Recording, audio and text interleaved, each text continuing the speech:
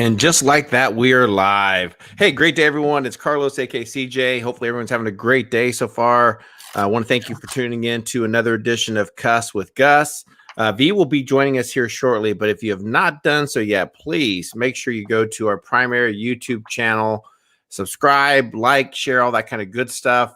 Also, on make sure you go to Twitter, follow us on Twitter as well, which is at The Real Rogue News. And also make sure to go check out perpetualassets.com. I can validate the work that Will does with Gus, and they've helped friends of mine before establish their self-directed IRAs. They're truly enjoying it, I think, in this important time in terms of diversifying literally out of the dollar. It's just so critical that you do so at this point. So again, perpetualassets.com. Gus, how the hell are you, man? Good morning, dude. How are you? I like the countdown thing. That's pretty cool. It's something just to get like the listeners that, hey, it's starting, and I know a lot of people start doing this. So I'm like, and they built it into it, so it's like, why not just use it? No, dude, the optics are good. It looks sharp. Looks very sharp. Well, I'll have to figure out how to tweak it a little bit. Maybe do some different backgrounds or whatever. But also want to thank for the people for tuning in, and don't forget, we're simulcasting on different platforms now. There's a new platform called Float. It's not that new. I personally know the people involved. They do a lot with cryptocurrency. It's built on the blockchain, censor-free, primarily used via the app, the Float app, but we're live streaming there as well. So check that out, support their work. But Gus, you had sent a video earlier today to V and I queued that up because I think it's important. I'd like to start there if that's okay. I having spent a couple of weeks with guys like that, I was texting you guys offline while I was out in Arizona, and I'm like, we're gonna win. I'm like, you don't really know what a lot of these dudes are like. So yeah, cue it up. I told you at 1:30 it gets really good for a couple minutes. Yeah, here we go. I'm gonna start it right there at 1:30. So just a few seconds before. So here we go. Like I'm all for holding people fucking accountable everywhere. Cops shouldn't get a pass, even if in a split decision you make the wrong decision. Like, there has to be accountability. But like, this isn't the fucking case. No. Some of them are, most of them aren't. And it's just god damn, it's frustrating when you see shit like that happen. It's just like I'm at a point even, and I know a lot of guys with our backgrounds. It's almost kind of like an unspoken thermometer that's that fucking close to pegging the top, where there are a lot of people who are very, very goddamn capable of being incredibly violent. Yes, that are that fucking close to doing it. Absolutely, yeah. And I think that kid, that 17-year-old kid that shot those two fucking bags, that's going to happen more and more because especially if you're in a Democrat-controlled city and they're not allowing the cops to help you, then you've got to help yourself. You've got to protect what you've spent your whole life building. So it's unfortunately going to get worse.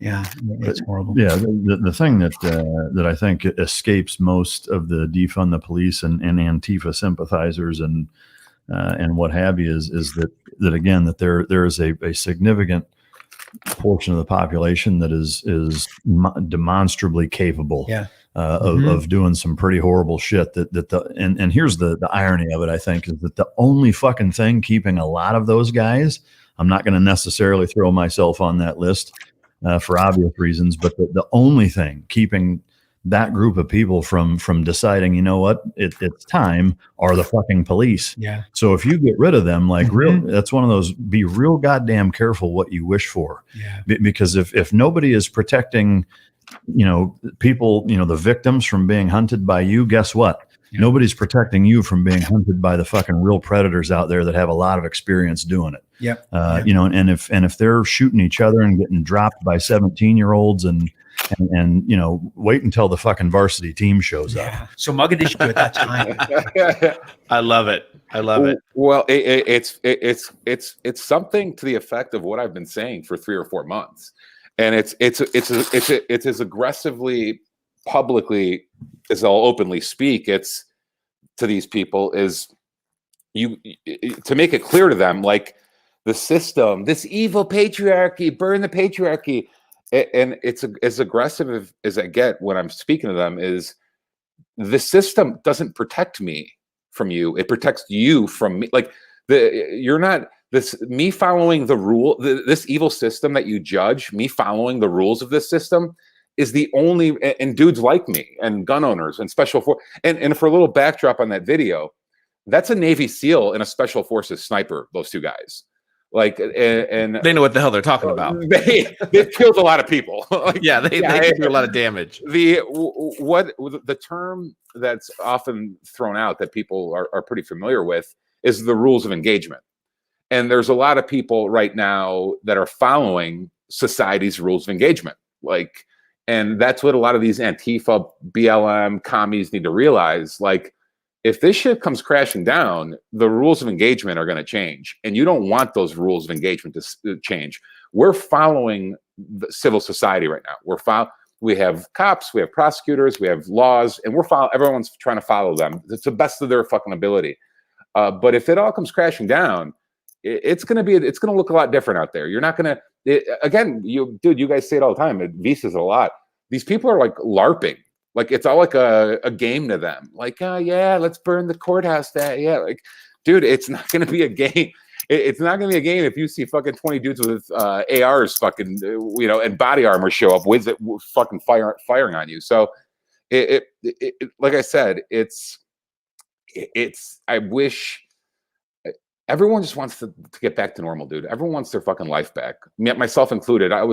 Me and Will were talking couple days ago in the morning for like an hour, and he's like, dude, can you believe, like, Will's thinking about bugging out, or just leaving San Diego, although I think you could trust San Diego more than anywhere else in California and Orange County. But and we came to the conclusion, like, everyone wants to just go back to normal.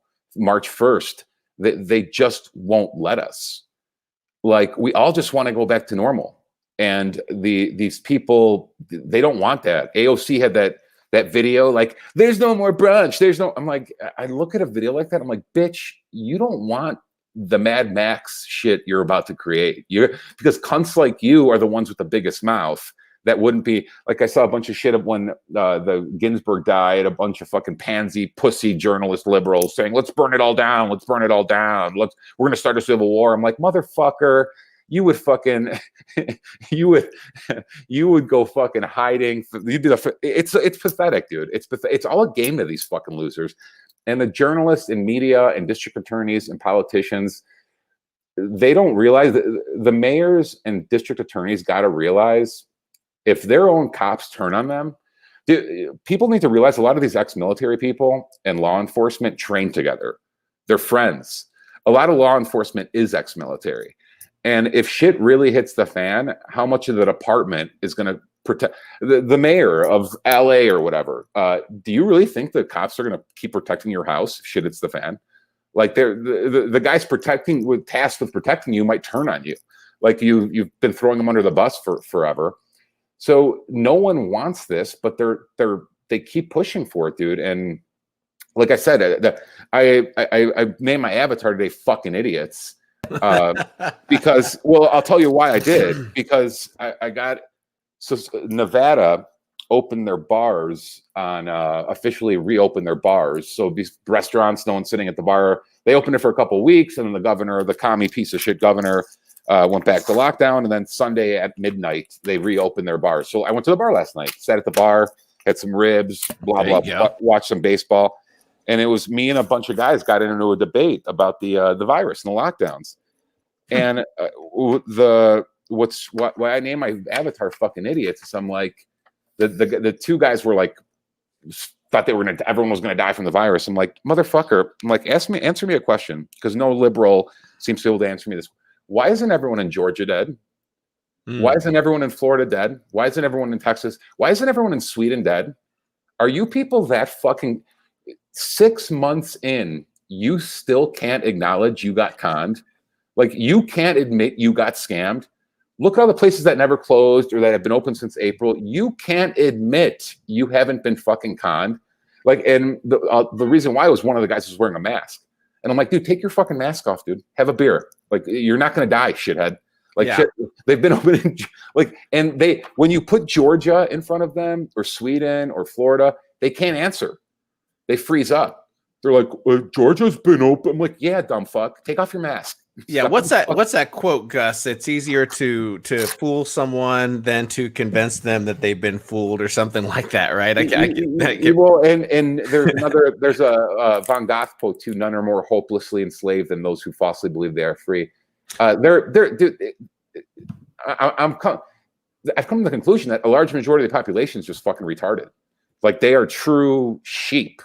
Like they will walk off a fucking cliff if the media or politician tells them to. And the inability to connect simple dots. This isn't rabbit hole conspiracy shit. It's like, dude, why isn't everyone at fucking Amazon dead? Walmart, Georgia, like, dude, holy fuck! Like, wake the fuck up, you fucking pussy.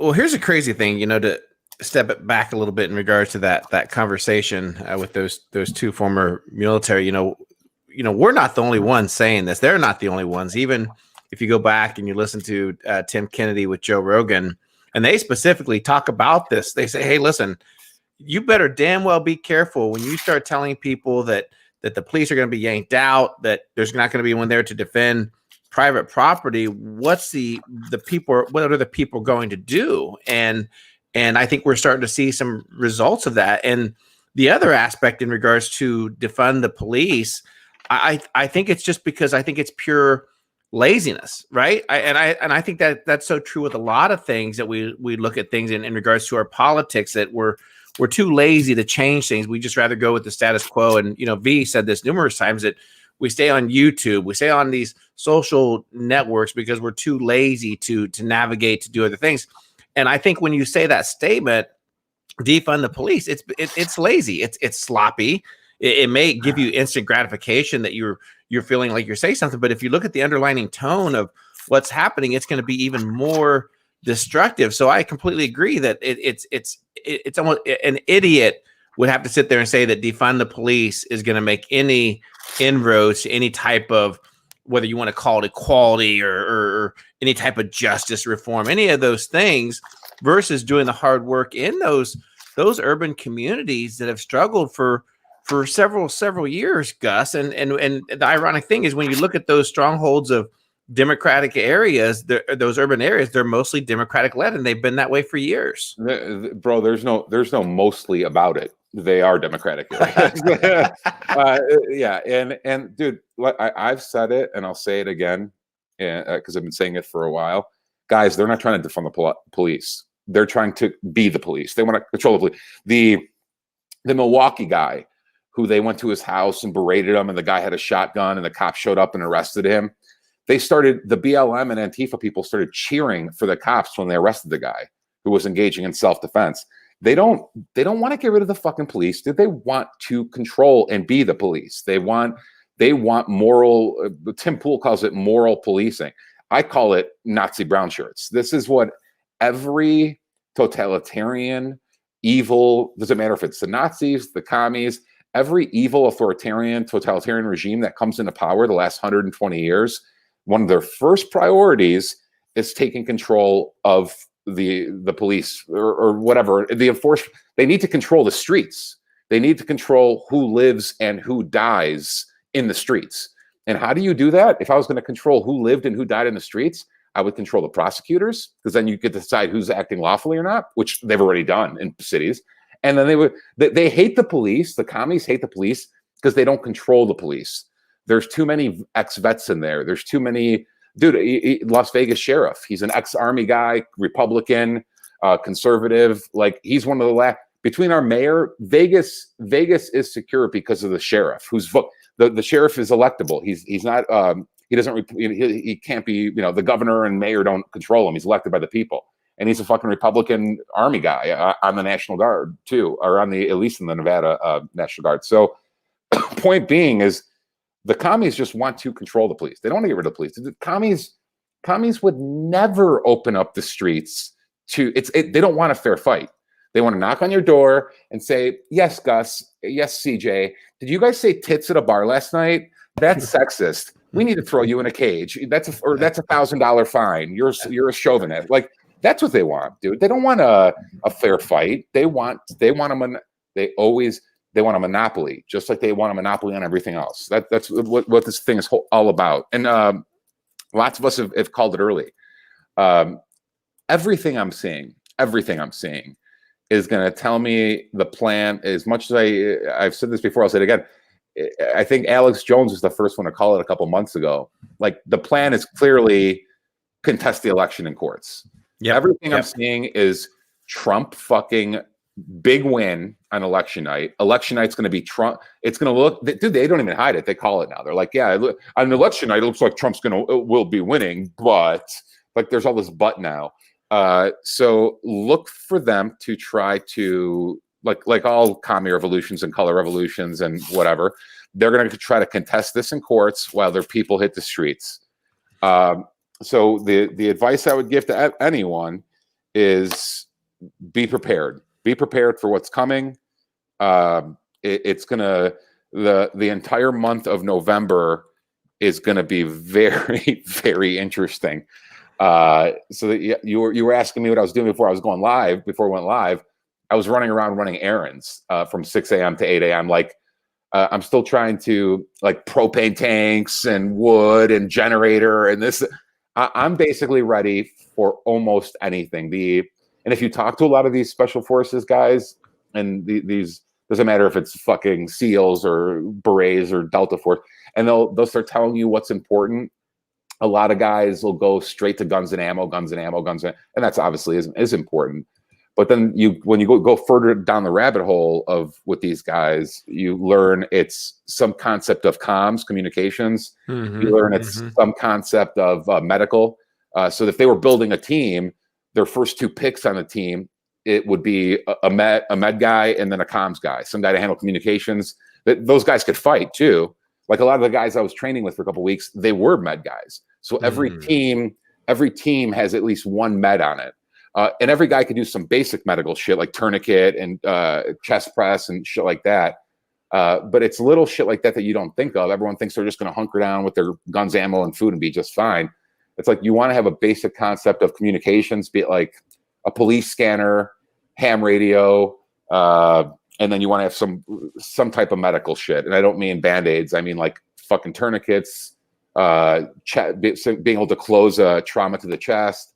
All that kind of shit. So yeah, I completely agree with you. I don't think going into this October and November, the rest of this year, that things get any easier one bit. I think we will see another big push for another lockdown. We're already starting to witness that in the UK. I believe in Israel. Australia is just off the charts right now, and they're going to tie this in, Gus, to the flu season. And it's crazy. Like, when you look at nearly every symptom of COVID, except for waking up. I don't think waking up is a symptom yet, COVID, but they would probably list it if they could. They're going to try to push this massive agenda in regards to, hey, you know what?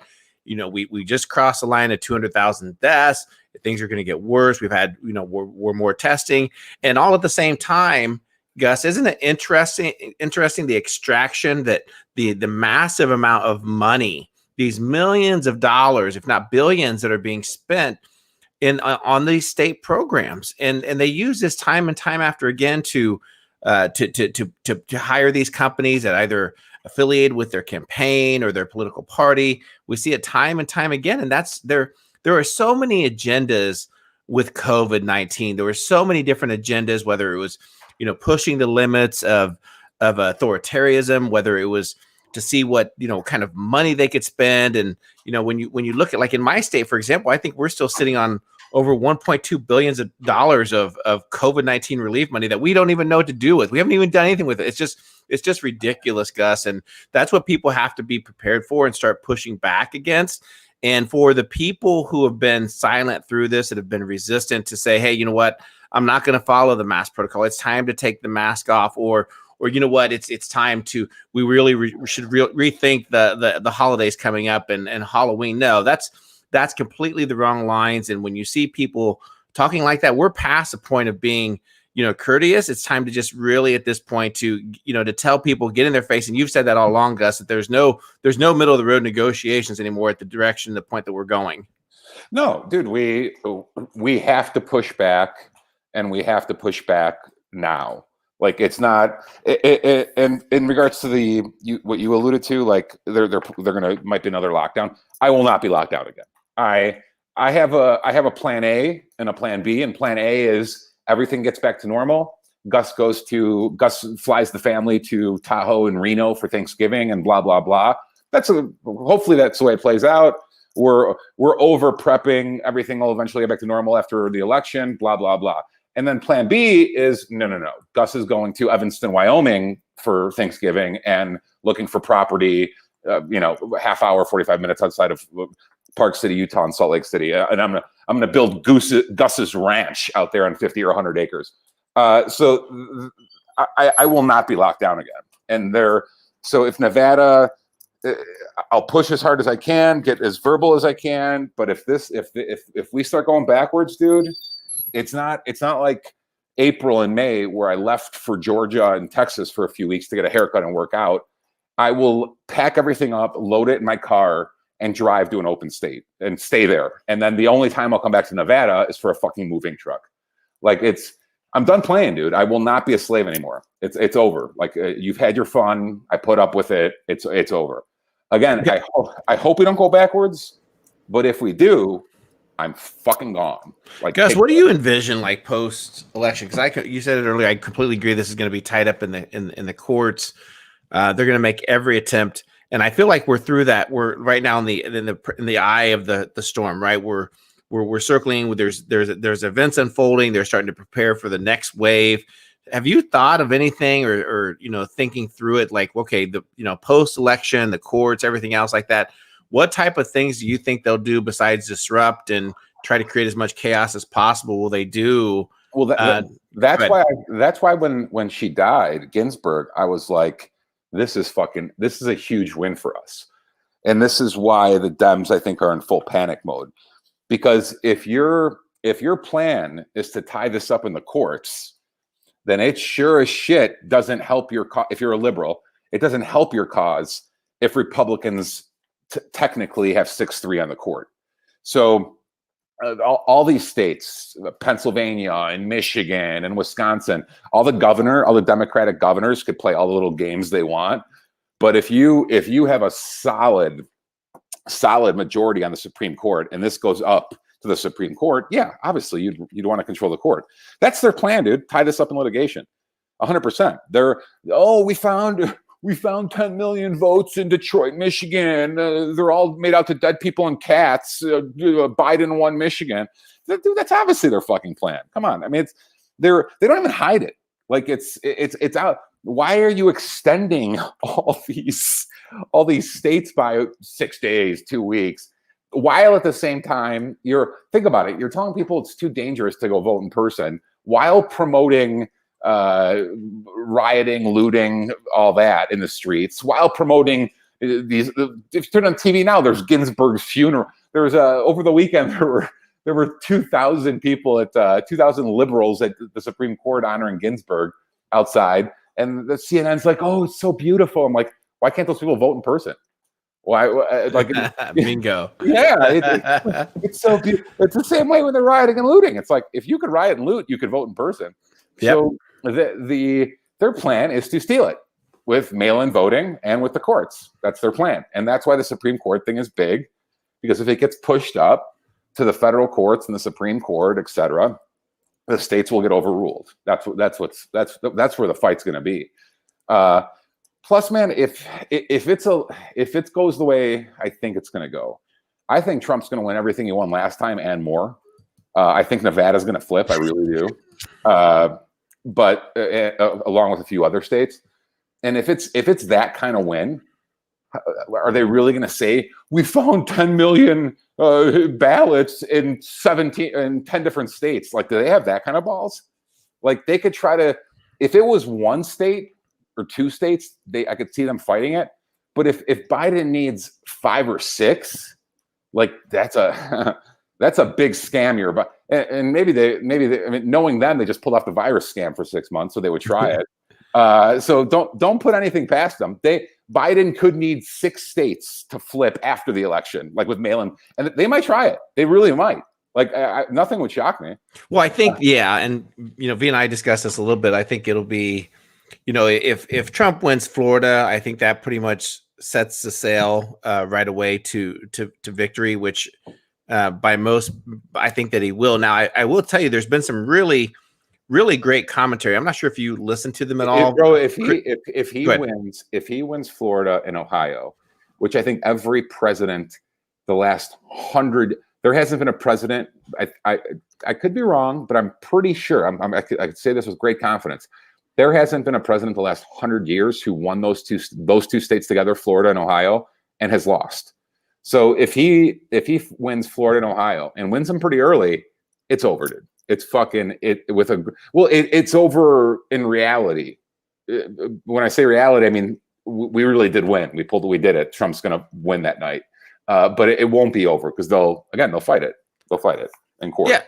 Yeah, and they need to understand and these two, Crystal and Sager, I think they've been on Rogan before as well. They do excellent commentary because they very much just kind of tell you how it is. It's not really like a political spin or anything like that. And they've, uncovered a lot of interesting information just as it relates to just the vote out turnout and expectations. And if you look at the policies that have been mandated by the radical left, the progressive, it really has backfired. Like even they were sharing that the Latino vote is really pivoting and going away from any type of resemblance of the Democratic Party because of these radical policies, and people are seeing the looting, the rioting, and so they're saying, "Hey, look, you know what?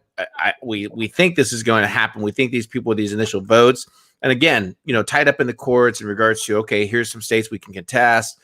Here's what we need to do to suppress voting that's going to take place. I think Pennsylvania is one of them where they basically the Democratic Party was successful in completely removing whoever the Green Party candidate was because they know and understand that, like, if you look at the election results, when Hillary lost, the Libertarian Party and the Green Party, I think it was Jill Stein, was that her name? Yeah.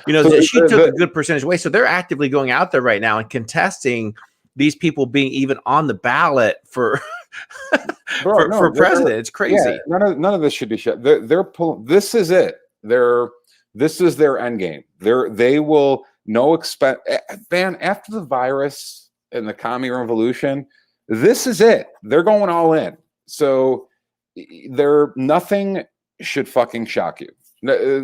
Again, when you reach a point where the media and politicians are defending pulling old ladies out of cars and beating them, this is it. This is their end game.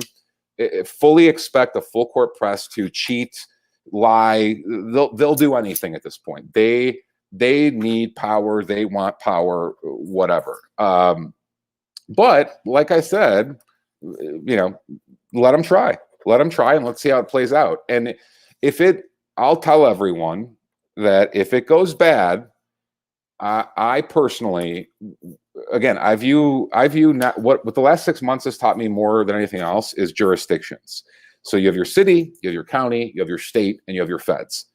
If we lose the feds, I'm telling you right now, you're gonna want to make sure you have friendly city, county, and state jurisdictions. So even if, let's say, a doomsday scenario happens, the Dems win the presidency, Dems win the House, Dems win the Senate. They sweep on election night, legally or illegally, somehow, some way they fucking steal the fucking thing, right? My first priority immediately at that point becomes solidify, and that's why I keep bringing up, Wyoming or Utah or Idaho or even Florida. Florida's that DeSantis is a fucking animal. I love that guy. The shit he's coming out with the last fucking 2 weeks is epic. So you're going to want to make sure if the feds are lined to get, basically you're giving the commies control of the Justice Department at that point, and the FBI, you're giving them full control over the deep state at that point, and at the prosecutors and the rest of it. So you're going to want to make sure you're not battling all four jurisdictions. You only have to deal with the feds at that point. That's what I'm going to do. So, you have to pay attention to the local big time elections. You really do, and that's where I've been digging in and really taking a look at the candidates, seeing where there's some exposure. A really neat thing that's happening in my state. I'm not sure about other ones, but we do have a Republican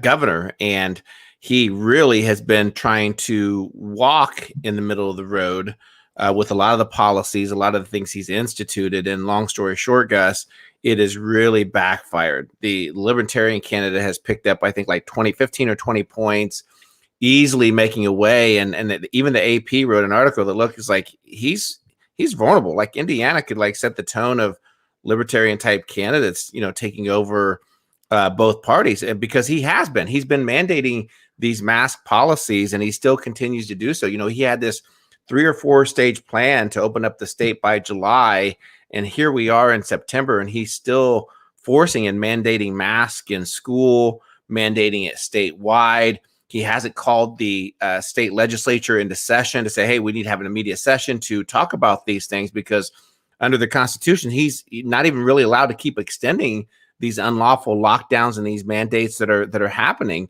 And so he's vulnerable. And you take a look at those policies. Now, I know there's reason for caution for that, right? Because if they take enough votes away from that, and then it allows the Democratic, I'm at the point now where just let things unfold, let things take place, but we can't have these politicians, regardless of what Republican, Democrat, Libertarian, these people who do not understand and the beliefs of the Constitution, individual freedom, individual liberties. And that's what you have to really kind of focus on who are those individuals? What are they focused on? Everything from your city council to your state representatives.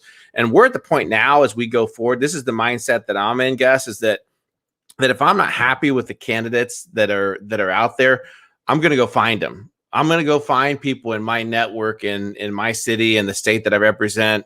Maybe it's me in the future that does that, and say, hey, look, we need you to run. We need you to run for this office. And that's the point we're in. So I think we've had some success here. I think there's at least 2 people that I personally know that are making campaigns for the state representatives here in my state, and that's what we have to do. We're gonna have to get more politically involved.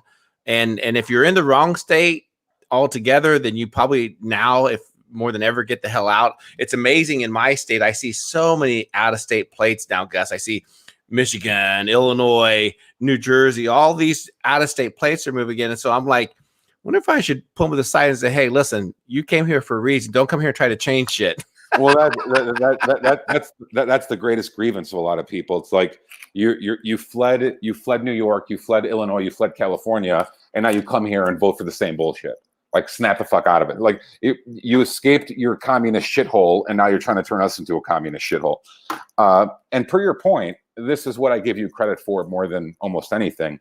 You were very vocal as early as March or April. Like, I was more worried about shorting the market and deflation. The first 45 days, dude, I went along with it because I was more focused on the economic. We were just slammed with business, and the world was melting economically, and blah, blah, blah.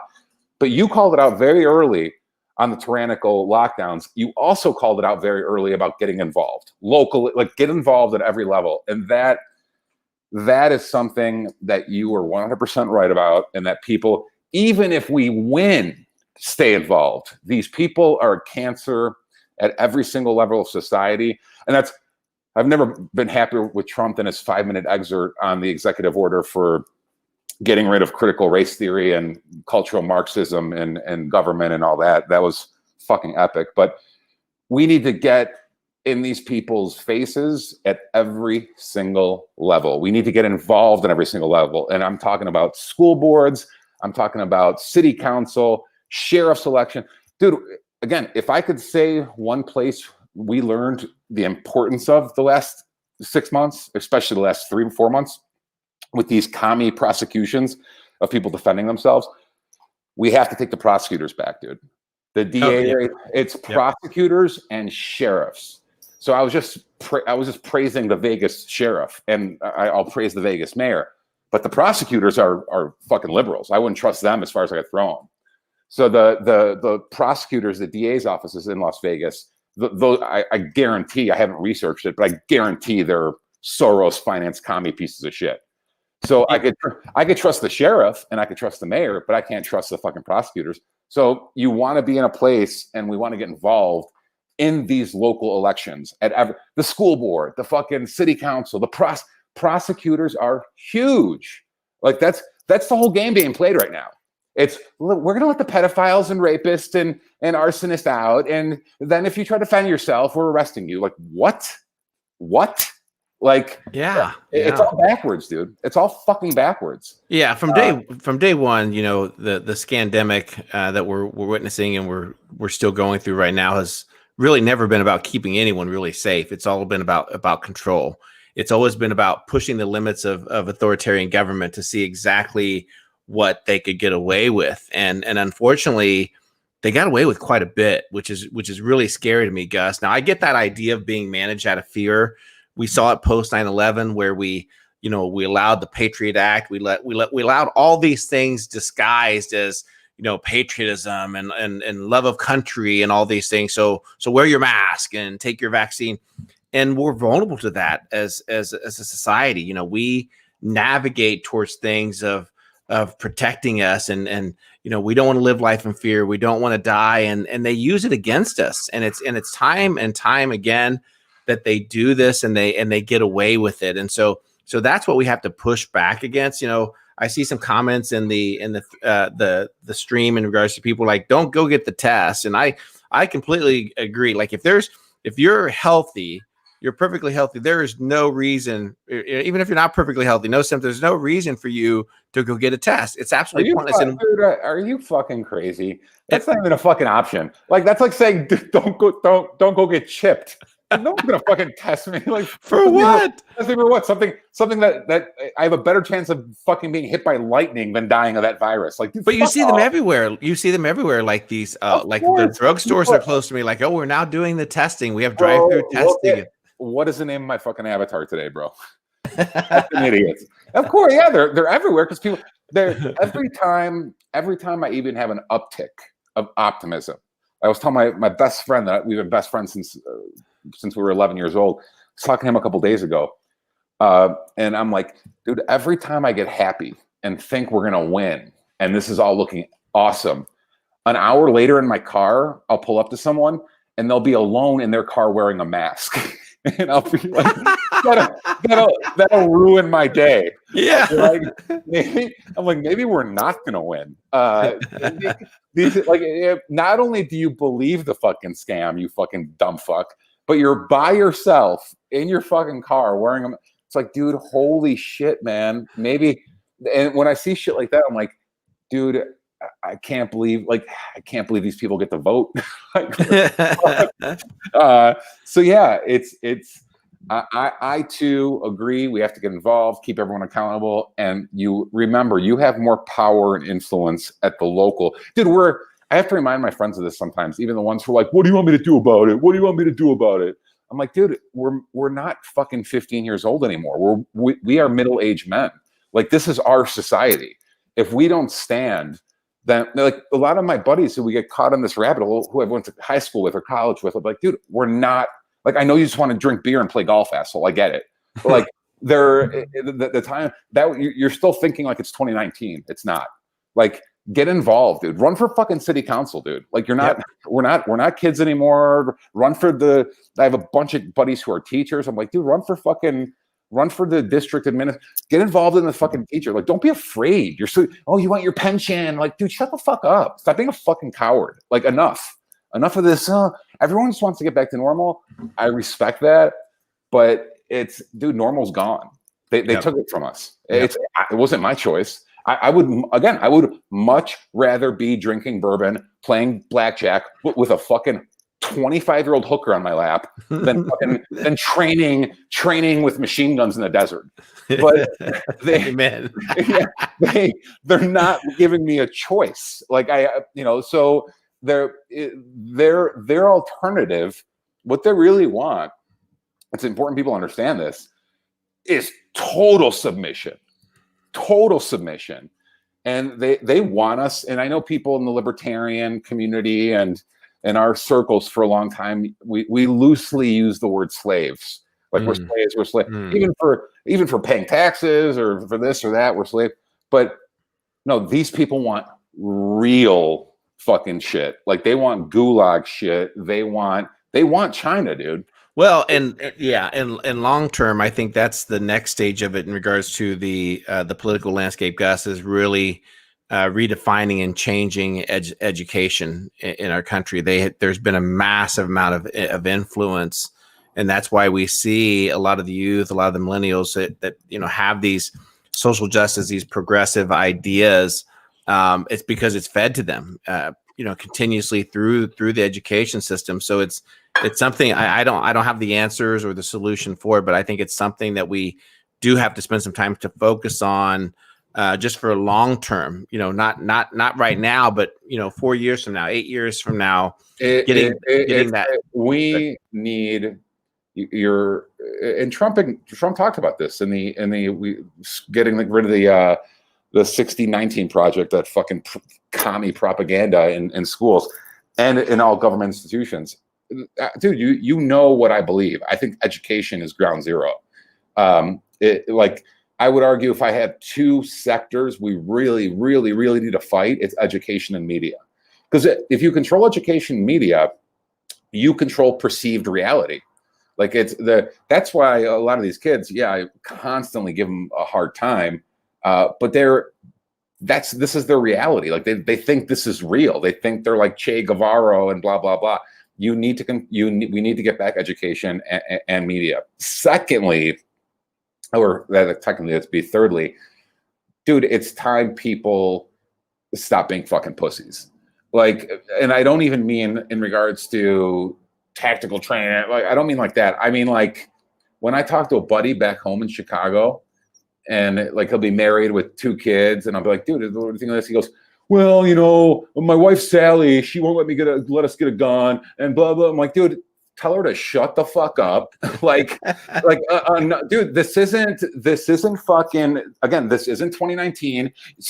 Listen, you pussy, stop going to fucking couples therapy. This isn't 2019. We are at war. Like, put your fucking foot down. Be a man. Like, when I hear shit like that, like people are still like, well, I'm like, dude, where are your balls? Where are your fucking balls? This isn't the time. This isn't the time for feelings and couples therapy. And what would Sigmund Freud say about this? Like, dude, shut the fuck up. They're like I said, I always use this. They're pulling old ladies out of cars, dude.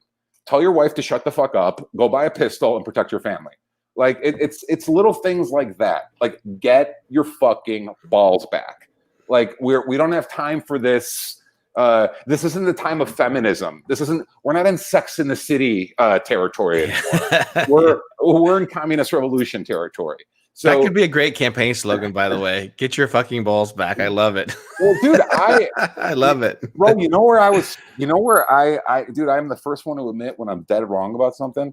You know what I was so fucking dead wrong about? What's that? I thought when the lockdowns happened and the virus scam happened and the economic tragedy happened, I'm like, dude, there's no way people are going to put up with social justice bullshit anymore.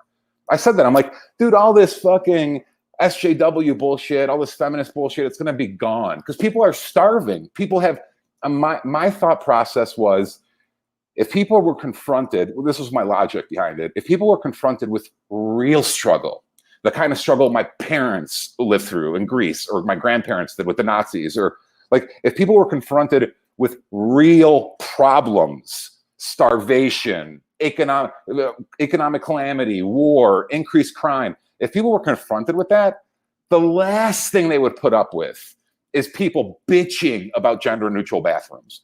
So I thought that, dude, you know what? Thank God America's done with the SJW shit. Boy, oh boy, was I wrong. The liberals, instead, what happened was these kids all these people got enslaved just like us. But instead of getting mad at the lockdowns and the virus scam, they drove them insane with the SJW bullshit. So it made the SJWs worse. It magnified their insanity with this cultural Marxism, where I thought it would squash it. The good news is, I think people went along with the BLM Antifa bullshit in late May and early June. I think normal people have awoken to it. Like they know. Yeah. You can't ignore your eyes. That's their biggest enemy. So CNN and the NFL and homo pussy LeBron James could tell you all this bullshit, but you look out your window and the fucking gas station's on fire. So like you can't. The propaganda is disconnected from reality, from what their eyes are showing them. So that I think that's why they've lost. Dude, look at the ratings. Look at the ratings for the NBA. I think they're in the conference finals, and I think Clay Travis, the dude I follow from Outkick, they're down like 40%. Yep. Think about that. 40%. Huge. So I think, like I said, I think people accepted the SJW bullshit early on, but now they're like, you know what? I lost my job. I lost my house. Me and my family can't eat, and this fucking billionaire piece of shit is telling me he's oppressed. Like, yeah, I think that's where it's going.